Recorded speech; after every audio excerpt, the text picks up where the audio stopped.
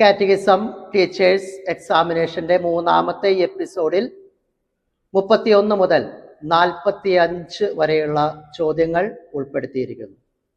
ചോദ്യം നമ്പർ 31. പാപത്തിനുള്ള ശിക്ഷകൾ ഏവ? ഉത്തരം: പാപം നിത്യജീവിതത്തിന് യോഗ്യതയില്ലാത്തതാക്കി തീർക്കുന്നു. ഇതിനെ നിത്യശിക്ഷ എന്ന് വിളിക്കുന്നു. പാപം സൃഷ്ടികളോടുള്ള അനാരോഗ്യകരമായ ഒരു ബന്ധത്തിലാക്കുന്നു. ഇതിനെ കാലിക ശിക്ഷ എന്ന് വിളിക്കുന്നു. നിത്യശിക്ഷയും കാലിക ശിക്ഷയുമാണ് പാപത്തിനുള്ള ശിക്ഷകൾ. ചോദ്യം നമ്പർ 32. പാപത്തിൻ്റെ കാലിക ശിക്ഷയിൽ നിന്നുള്ള മോചനം സാധ്യമാകുന്നത് എങ്ങനെ? ഉത്തരം: പൂർണ്ണ മനസ്താപം ഒരാളെ സമ്പൂർണമായി വിശുദ്ധീകരിക്കുന്നു. അപൂർണ മനസ്താപം നിത്യശിക്ഷയിൽ നിന്ന് മോചിപ്പിക്കും, എന്നാൽ കാലിക ശിക്ഷ അവശേഷിപ്പിക്കും. കാലിക ശിക്ഷയിൽ നിന്ന് മോചനം നേടാൻ കഷ്ടതകളെ സഹിച്ച്, പ്രാർത്ഥിച്ച്, പ്രായശ്ചിത്തം ചെയ്ത്, കാരുണ്യപ്രവർത്തികൾ അനുഷ്ഠിച്ച്, സ്നേഹപ്രവർത്തികൾ ചെയ്ത് സാധ്യമാക്കാനാകും. ചോദ്യം നമ്പർ 33.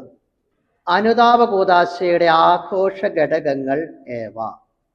ഉത്തരം: പുരോഹിത അഭിവാദനവും ആശീർവാദവും, ദൈവവചന വായനയിലൂടെ മനസ്സാക്ഷിയെ പ്രകാശിപ്പിക്കുക, ദൈവവചന വായനയിലൂടെ അനുതാപത്തിലേക്ക് എത്തുക, ഏറ്റുപറച്ചിലൊരു അവസരം ഉണ്ടാവുക, പ്രായശ്ചിത്തം കൽപ്പിക്കലും സ്വീകരിക്കലും, പാപമോചന ആശീർവാദം, നന്ദിയുടെയും സ്തുതിയുടെയും പ്രാർത്ഥന, വൈദികന്റെ ആശീർവാദത്തോടെയുള്ള പറഞ്ഞയക്കൽ. ഇവയാണ് അനുതാപ കൂദാശയുടെ ആഘോഷത്തിൻ്റെ ഫലങ്ങൾ. ചോദ്യം നമ്പർ 34.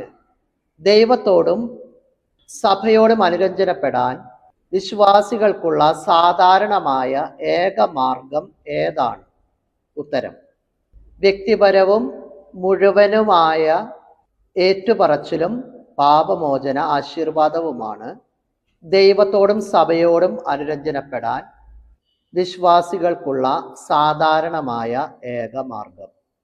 ചോദ്യം നമ്പർ 35. പഴയ നിയമത്തിൽ രോഗാവസ്ഥയെ മനസ്സിലാക്കിയിരുന്നത് എങ്ങനെ? ഉത്തരം: രോഗം മാനസാന്തരത്തിനുള്ള വഴിയായി കാണുന്നു. പാപമോചനം സുഖപ്പെടുത്തലിലേക്ക് എത്തിക്കുന്നു. ദൈവത്തോട് വിശ്വസ്തയോടെ പെരുമാറുമ്പോൾ ദൈവം ജീവനെ പുനഃസ്ഥാപിക്കുന്നു. സഹനത്തിന് രക്ഷാകരമായ ഒരു അർത്ഥം കൂടി ഉണ്ട്. ഇങ്ങനെയാണ് പഴയ നിയമത്തിൽ രോഗാവസ്ഥയെ മനസ്സിലാക്കിയിരുന്നത്. ചോദ്യം നമ്പർ 36. രോഗികളെ ആശ്വസിപ്പിക്കാനുള്ള ക്രിസ്ത്യാനികളുടെ അക്ഷീണ പരിശ്രമങ്ങളുടെ സ്രോതസ് എന്ത്? ഉത്തരം: മനുഷ്യാത്മാവിനെയും ശരീരത്തെയും സുഖപ്പെടുത്താനാണ് ക്രിസ്തു വന്നത്. സഹിക്കുന്നവരോടുള്ള ക്രിസ്തുവിൻ്റെ സഹതാപം സ്വയം താതാത്മ്യപ്പെടത്തക്ക വിധം വലുതായിരുന്നു. ക്രിസ്തുവിൻ്റെ ഈ മനോഭാവം എല്ലാ സഹിക്കുന്നവരോടും കാണിക്കാൻ ക്രിസ്ത്യാനിയെ ക്ഷണിച്ചുകൊണ്ടിരിക്കുന്നു. ചോദ്യം നമ്പർ 37. ഈശോയുടെ സൗഖ്യദായക ശുശ്രൂഷ സഭ തുടരുന്നത് എങ്ങനെ? ഉത്തരം: പരസ്യജീവിതകാലത്ത് ഈശോ ശിഷ്യന്മാരെ പങ്കുകാരാക്കി തൻ്റെ ശുശ്രൂഷയിൽ. ഉത്തിതൻ ശുശ്രൂഷ ശിഷ്യന്മാരെ ഏൽപ്പിച്ചു. സഭ ഇന്നും ആ ദൗത്യം തുടരുന്നു, രോഗി ശുശ്രൂഷയിലൂടെയും പ്രാർത്ഥനയിലൂടെയും. അപ്പസ്തോലിക സഭയിൽ രോഗികൾക്ക് തൈലാഭിഷേക പ്രാർത്ഥന ഉണ്ടായിരുന്നെന്ന് വിശുദ്ധ യാക്കോബ് ശ്ലീഹ സൂചിപ്പിക്കുന്നുണ്ട്. ചോദ്യം നമ്പർ 38. രോഗീലേപന ശുശ്രൂഷ ആർക്കൊക്കെ സ്വീകരിക്കാം, എപ്പോഴൊക്കെ സ്വീകരിക്കാം? ഉത്തരം: രോഗമോ വാർദ്ധക്യമോ മൂലം മരണകരമായ സാഹചര്യത്തിൽ. മരണകരമായൊരു സാഹചര്യത്തിൽ മാത്രം സ്വീകരിക്കാനുള്ള ഒരു കൂദാശയല്ല രോഗീലേപന കൂദാശ. ഗൗരവതരമായൊരു ശസ്ത്രക്രിയയ്ക്ക് മുൻപ് ഈ കൂദാശ സ്വീകരിക്കുന്നത് ഉചിതമാണ്. ക്ഷീണം വർദ്ധിച്ചു വരുന്ന പ്രായമായവർക്കും ഈ കൂദാശ സ്വീകരിക്കാവുന്നതാണ്. ചോദ്യം നമ്പർ 39. രോഗീലേപനം എന്ന കൂദാശയുടെ ഫലങ്ങൾ ഏവ? ഉത്തരം: രോഗാവസ്ഥയെ തരണം ചെയ്യാനുള്ള ധീരത, സമാധാനം, പരിശുദ്ധാത്മാവിൻ്റെ ദാനം സ്വീകരിക്കൽ, ഇവയിലൂടെ രോഗിക്ക് പാപമോചനം ലഭ്യമാകുന്നു. പീഡാസഹനത്തോട് ഐക്യപ്പെടുന്നത് വഴി രോഗി സഹനത്തെ രക്ഷാകരമാക്കുന്നു. സഹനത്തെ ദൈവജനത്തിന്റെ നന്മയ്ക്കായി സമർപ്പിക്കുന്നു. പുണ്യവാന്മാരുടെ ഐക്യത്തിൽ മധ്യസ്ഥത വഹിക്കുന്നു. അന്തിമയാത്രയ്ക്കുള്ള തയ്യാറെടുപ്പ് നടത്തുന്നു. മാമോദീസ, സ്ഥൈര്യലേപനം തുടങ്ങിയവയുടെ അഭിഷേകത്തിന്റെ പൂർത്തീകരണം രോഗിലേപനത്തിലൂടെ സാധ്യമാക്കുന്നു. പിതാവിന്റെ ഭവനത്തിലേക്കുള്ള യാത്രയിൽ ബലമേകുന്നു. ഇവയാണ് രോഗീലേപനം എന്ന കൂദാശയുടെ ഫലങ്ങൾ. ചോദ്യം നമ്പർ 40. രോഗീലേപനം എന്ന കൂദാശയുടെ ലക്ഷ്യമെന്ത്? ഉത്തരം: രോഗവാർദ്ധക്യ പ്രയാസങ്ങൾ അനുഭവിക്കുന്ന ക്രൈസ്തവന് കൃപാവരം നൽകുക എന്നതാണ് ലക്ഷ്യം.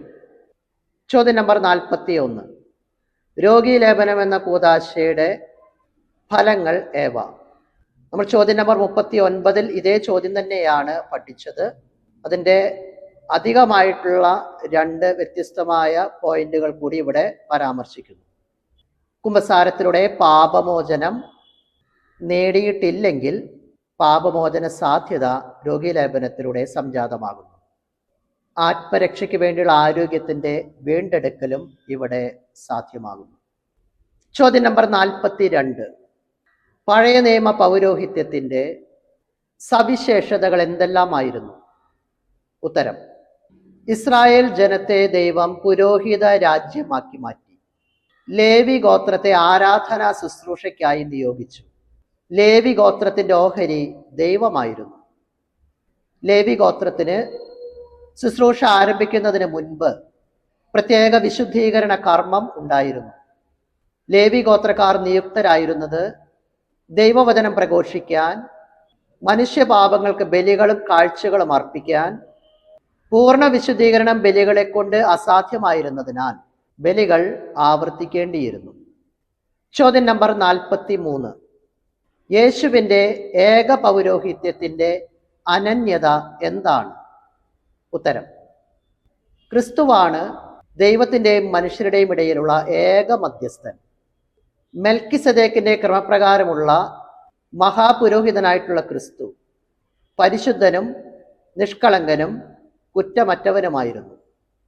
കുരിശിലെ തൻ്റെ ബലിയർപ്പണം വഴി വിശുദ്ധീകരിക്കപ്പെടുന്നവരെ എന്നേക്കുമായി പരിപൂർണരാക്കി അവിടുന്ന് മാറ്റി. ചോദ്യം നമ്പർ 44. ക്രിസ്തുവിൻ്റെ ഏക പൗരോഹിത്യത്തിലുള്ള 2 തരം പങ്കുപറ്റലുകൾ ഏവ? അവയുടെ ലക്ഷ്യമെന്ത്?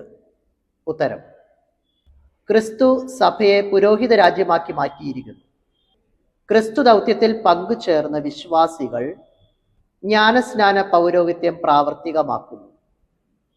ജ്ഞാനസ്നാന പൗരോഹിത്യത്തെ പൊതു പൗരോഹിത്യം എന്ന് വിളിക്കുന്നു.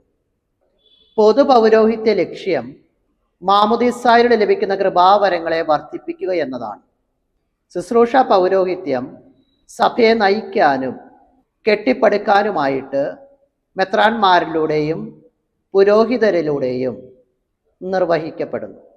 ശുശ്രൂഷ പൗരോഹിത്യം പൊതു പൗരോഹിത്യത്തിന് ശുശ്രൂഷകൾ അർപ്പിക്കാനാണ് നിയോഗിക്കപ്പെട്ടിരിക്കുന്നത്. ശുശ്രൂഷ പൗരോഹിത്യത്തിൻ്റെയും ലക്ഷ്യം ജ്ഞാനസ്നാനത്തിലൂടെ ലഭിച്ച കൃപാവരങ്ങളെ വർദ്ധിപ്പിക്കുക എന്നതാണ്. ചോദ്യം നമ്പർ 45. പുരോഹിതൻ ക്രിസ്തുവിൻ്റെ വ്യക്തിത്വത്തിൽ പ്രവർത്തിക്കുന്നുവെന്ന് സഭ പറയുന്നതിൻ്റെ അർത്ഥം എന്ത്? ഉത്തരം: പുരോഹിതൻ സംവഹിക്കുന്നത് ക്രിസ്തുവെന്ന നിത്യപുരോഹിതനെയാണ്. തിരുപ്പട്ടത്തിലൂടെ പുരോഹിതൻ മഹാപുരോഹിതനായ ഈശോയെ പോലെ ആകുന്നു. യേശുവിൻ്റെ ശക്തിയോടെ പ്രവർത്തിക്കാനുള്ള അധികാരം പുരോഹിതന് പൗരോഹിത്യത്തിലൂടെ ലഭിക്കുന്നു.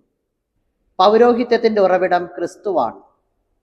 പുരോഹിതൻ ക്രിസ്തുവിന് പകരം നിന്ന് പ്രവർത്തിക്കുന്നു. ഇത്രയും 15 ചോദ്യങ്ങളാണ് ഈ എപ്പിസോഡിൽ നമ്മൾ പഠനവിധേയമാക്കുന്നത്.